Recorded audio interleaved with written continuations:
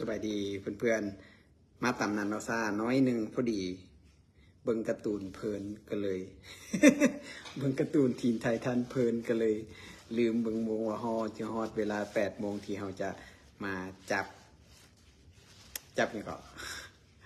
มาซุ่มจับรางวัลให้แกเพื่อนๆผู้ที่โชคดีที่ตู้ประกาศไว้นะว่าถ้าผู้ใดใส่เสื้อของตู้ที่แลนด์บ่ว่าจะเป็นเวอร์ชันใดก็ยาเนาะเพราะว่าตอนนี้เสื้อทุกคนมีแล้ว3เวอร์ชันนะเวอร์ชันปี2019บ่แม่นปี2020แม่นปี2021 2022แล้วก็2023เนาะจะมีอยู่3เวอร์ชันนะว่าถ้าใครใส่เวอร์ชันไหนก็ได้เนาะคือเพราะว่าแต่ละเวอร์ชันก็สามารถใส่ซ่อมใส่การแข่งขันได้นะโดยที่สำคัญเป็นเสื้อตัวนั้นเป็นเสื้อที่ผลิตและสร้างสรรค์โดย Evo Store เนาะ Evolution นะซึ่ง Evo ซึ่งเป็นผู้ที่ให้บริการนะในการเฮ็ดเสื้ออะไรอุปกรณ์กีฬาต่างๆนะว่าจะเป็นอุปกรณ์เสื้อกีฬาประเภทพวกแลนลานพวกบานเตะบานบ้วงปิงปองเอียงก็เขาเจ้าเฮ็ดหลายครบเกือบว่าครอบคลุมนะฉะนั้นเอาเป็นว่าผู้ใดที่อยากจะเฮ็ดเสื้อกีฬาที่เป็นของลาวแบรนด์ของคนลาวอย่าลืมสนับสนุนแบรนด์ของ Evo เหมือนกันนะโอเคสบายดีคำลา สบายดีเดี๋ยวคำลาตู้ซีอีดูตนเนาะเที่ยวให้เบิ่งก็ได้ว่าคำลาเพิ่นมีรูปเข่าเส้นไซรูปหนึ่งแต่กะรูปแบ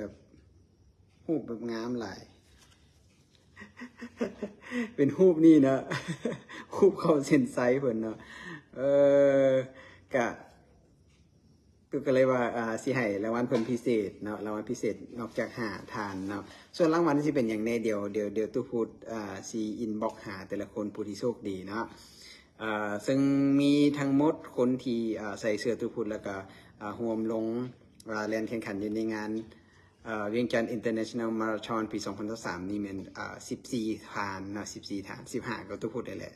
เจ้าของก็เอาเขานำได้เพราะว่าถ้าจับสลากถือตู้พูดก็สิได้เพราะว่าสิได้เอารางวัลไปแจกให้ผู้อื่นต่อในอนาคตว่าซั่นซะนะก็มีนะมีคำล่ามีต้อมเฟรชชี่เนาะมีพี่เต้เนาะพี่เต้พ่อของน้องมะลิเด้อแล้วก็มีไอซักวงเสียงเนาะไอซักวงเสียงอันนี้ก็พี่เต้คือกันพี่เต้ได้คนละเต้เด้อบ่แม่นอันผู้นี้บ่แม่นพ่อของน้องมะลิเนาะแล้วก็มีสัญลักษณ์เนาะจากขาแห้งจากทางปักซีเพิ่นก็ขึ้นมาแลนแล้วก็ใส่เสื้อตัวผู้คือกันเนาะแล้วก็มีนี่เด้อน้องบีเด้อน้องบี MC ปากก้าขาแห้งของพวกเขาเพิ่นก็มาลงโฮมลงแลน10 กิโลแล้วเพิ่นก็ใส่เสื้อตัวผู้คือกันแล้วก็มีสงกรานต์เนาะสงกรานต์นี่ FC ของเขาเพิ่นก็ใส่เสื้อตัวผู้ลงแลนแข่งขันคือกันในระยะ10 กิโลน้องจันทมรเด้อน้องมอนจันทมรเด้อสาวคนสวยก็ใส่เสื้อตัวผู้ลงแลนคือกันนะแล้วก็มีน้องแอนนาเนาะพลาดบ่ได้นะกำลังสิเป็นเจ้าสาวแล้วเด้อผู้ใดที่คิดว่าสิจีบขอโทษเด้อ น้องสิแต่งงานไวๆนี้แล้วว่าซั่น แล้วก็มีน้องตะเวนเนาะขาแหงเนาะใส่เสื้อตัวผู้เป็นประเภทตัวเสื้อกล้ามลงแล่นแข่งขันในระยะ42 กิโลเมตรนั่นเองหายไปหลายพูดละ นะโอเคเอาไว้แล้วก็มีไอ้น้อยเนาะไอ้น้อยจากปักเซเนาะเพิ่นก็ใส่เสื้อตัวผู้คือกันไอ้น้อยนี่แลนดีหลายเนาะตัวผู้เกิดไล่บ่ทันเนาะตอนปล่อยตัวเราจะห่างตัวผู้ไปประมาณเกือบ500-600 เมตรพุ่นแหละจะแล่นไปแล้วตัวผู้จังแล่นกลับคืนขึ้นมาแสงเพิ่นได้ในตอนกิโลเมตรที่4ที่5นี่แหละเนาะแล้วก็แสงไอ้น้อยแต่ว่าเราก็ไล่หลังมาตลอดเนาะเราก็ไล่หลังแต่ว่าตู้ก็เข้าก่อนคันตู้บ่เข้าก่อนเราก็สิได้ที่5แล้วตู้ก็สิได้ที่6 แต่ว่าซ่อมใหม่เนาะไอ้น้อยบ่ต้องเสียใจซ่อมใหม่ผู้ต่อมาเนาะกิดงเด้อกิดงเราก็เป็นคนที่มาเฮียนแลนด์ใหม่แต่ว่าก็บ่ใหม่เนาะแลนด์ได้ประมาณเท่าที่ทุกผู้ได้รู้จักเรามาประมาณเกือบกายครึ่งปีแล้วแหละ 7-8 เดือนแล้วเราก็มาแลนด์ประจำอยู่ที่บึงทัดหลวงกะ เป็นคนที่แลนได้ดีคือกันเนาะหวังว่าในอนาคตเราคือสิสามารถพัฒนาแล้วก็มาหยาดแยงโพเดียมอยู่ในแต่ละงานของบ้านเฮาให้ได้เนาะสบายดีสุริกรสบายดีมื้อนี้เป็นยังไงบ่ได้ออกหากลมตี ผมต้องมาฮุบตุกพูดเองวันนี้ก็มีสิทธิ์รุ่นคือกันเด้อแล้วก็น้องเปิ้ลเด้อน้องเปิ้ลไก่คำเพิ่นว่าเพิ่นจะไปตั้งทีมใหม่ชื่อทีมอย่างก็ทีมบำนาญการแลนว่าซั่น สื่อนี้รู้สึกว่าเป็นมงคลดีเด้อกะเรากับมาแลนช่วงหนึ่งแล้วหลังจากช่วงโควิดมากะห่างเหินไปแต่ว่าก็กลับคืนมาแลนใหม่เนาะก็หวังว่าสิกลับคืนมาแลนใหม่แล้วก็แบบแข็งแรงสบายแข็งแรงแล้วก็สามารถแลนมาแลนได้ดีคือตะกี้ก่อนละกันเนาะเพื่อให้ทุกคนได้เนาะสุดก่อนบอกว่าแจกรางวัลให้ FC ในตู้มีรางวัล FC คือกันในมื้อนี้เนาะคนที่เบิ่งเดี๋ยวตู้สิจับรางวัลให้ตอนท้ายเนาะโอเคถือว่าหมดนะถือว่าหมดละโดยรวมแล้วงานแลนของเวียงจันทร์ครับเวียงจันทร์มาราธอนปีนี้ก็เป็นงานใหญ่ส่งท้ายปีของนครหลวงว่าซั่นซะฉะนั้นคนที่ได้แลนอีหยังก็ถือว่า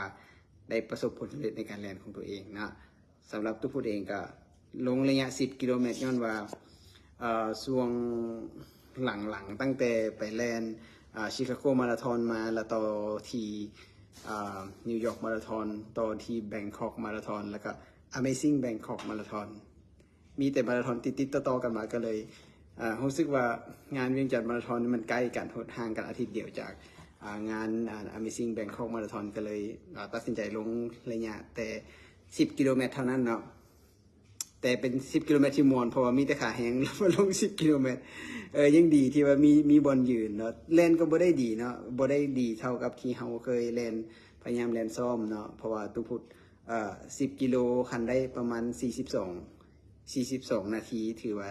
ได้ดีแต่ว่านี่แล่นได้44 นาทีแต่ว่าก็ยังได้ติดอันดับที่5ของรุ่นอายุอยู่แสดงว่างานนี้คนขาแห้งมาน้อยเนาะหรือว่าเขาเจ้าปรับไปลงระยะ21แล้วก็ระยะ42เพราะฉะนั้นทุกอะไรยังพอมีสิทธิ์ได้บ่เบาอย่างหลายเดี๋ยวสิมาร่วมรุ่นน้ำกันว่าคนที่โชคดี5 ท่านจะแม่นผู้ใดเนาะที่ว่าเฮ็ดตามกติกาครบตามกติกาเนาะมีจำนวน14 ท่านเนาะทุกพูดเอารายชื่อมาใส่อยู่ในนี้เรียบร้อยหมดแล้วนะใส่อยู่ในรีเรียบร้อยหมดแล้วมี14 ท่านโอเคพร้อมแล้วที่เราจะสปินเนาะอันนี้สปินเอาเนาะเป็นแอปอยู่ในiPhone เนาะถึกซื้อผู้ใดฮู้ผู้ใดก็ผู้นั้นแหละเป็นคนที่จะได้รับของรางวัลที่ระลึกจาก Evo ไปเนาะจากทุกคนเนาะโดยโฮมเป็นของรางวัลจาก Evo เนาะไอ้ผู้เงินสบายดีเซินเด้อนุ่นกุนูสบายดีสหายลังเนาะจากปากสีสบายดีเด้อเสียดายโบมาเนาะงานแลนเวียงจันทร์มาทอนเมื่อกี้นี้น่าจะได้เอารางวัลกลับบ้านเนาะแต่ว่าเป็นบ่ได้มานะสุดก่อนบอกว่าเงินใจละประตู100,000 กีบ ยังมากดหัวอยู่นี่อีกเด้อบ่ได้เด้อสิบอกให้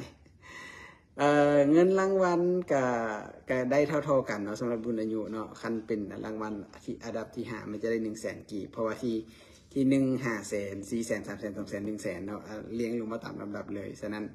เรื่องเงินรางวัลก็ถือว่าเป็นอีหยังที่แบบบ่ได้ซีเรียสเนาะเพราะว่าเฮาก็แลนเนาะแต่ว่าคนที่ซีเรียสเรื่องของรางวัลก็น่าจะ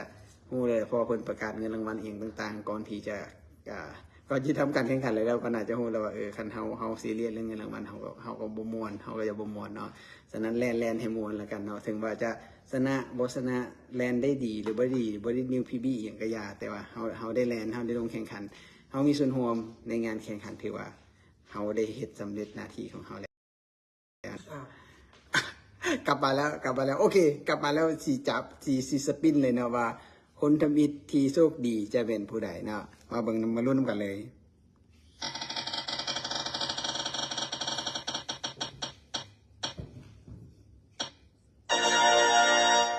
น้องแอนนาเนาะโอเค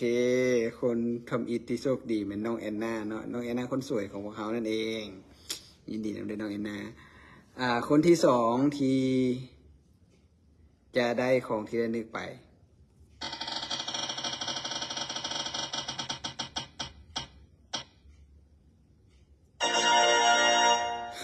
สงกรานต์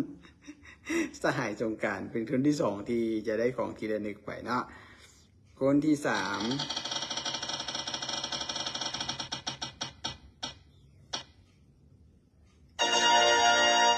โอ้โหน้องหมอนเนาะน้องหมอนจันสมรคนสวยของเราเป็นคนที่สามที่ได้รางวัลของรางวัลไปแล้ว คนที่สี่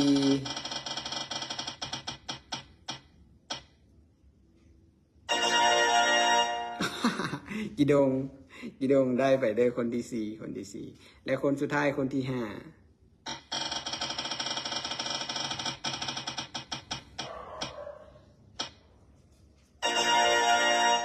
ขอแสดงความยินดีกับไอ้น้อยปากเซเนาะที่ได้ของจะได้เสื้อที่ระลึกจากอีโวไปเนาะแล้วก็ขอแสดงความยินดีกับทั้งห้าทานแล้วก็รางวัลพิเศษเนาะแต่น้องคำลาเด้อได้ของรางวัลไป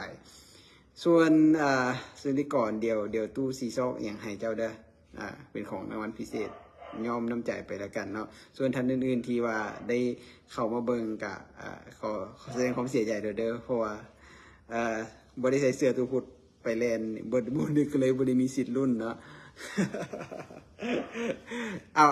อาเป็นการเล่นสนุกเนาะเพื่อให้สร้างบรรยากาศให้แก่กับเพื่อนๆที่ว่าได้โฮมแลนด์อยู่ในรายการนี้แล้วเนาะแลนด์แล้วก็ยังมีรู้สึกว่ามีพลังที่เราอยากจะสืบต่อในการแลนด์ในครั้งต่อไปเนาะโอเคเดี๋ยวรายละเอียดผู้โชคดีไม่ไผในเดี๋ยวตู้หุดชีโพสต์ลงอีกโพสต์หนึ่งต่างหากแล้วก็รบกวนอินบอกหาตู้เนี่ยว่าใส่เสื้อเบอร์ใดเนาะเดี๋ยวตู้ชีพยายามซอกเสื้อให้ตรงกับเบอร์นั่นแล้วก็ส่งกลับคืนหาทานผู้ที่โชคดีเนาะสำหรับวันนี้ ต้อมเฟชชี่บอกว่า มีแล้วได้เอาเจ้าใส่แล้วได้แต่ว่าเจ้าโบโชคดีเองเด้อ มีเดี๋ยวมีของรางวัลปลอบใจให้งานหน้าเนาะโอเคเนาะสำหรับวันนี้ตู้พูดขอลาไปก่อนเนาะขอให้ทุกคนมีความสุขกับการแลนเนาะแล้วก็อย่าลืมออกมาซ้อมเพื่อที่เราจะแลนในงานหน้าให้แลนได้ดีขึ้นอย่างต่างๆเนาะสำหรับวันนี้ตู้พูดขอลาไปก่อนบาย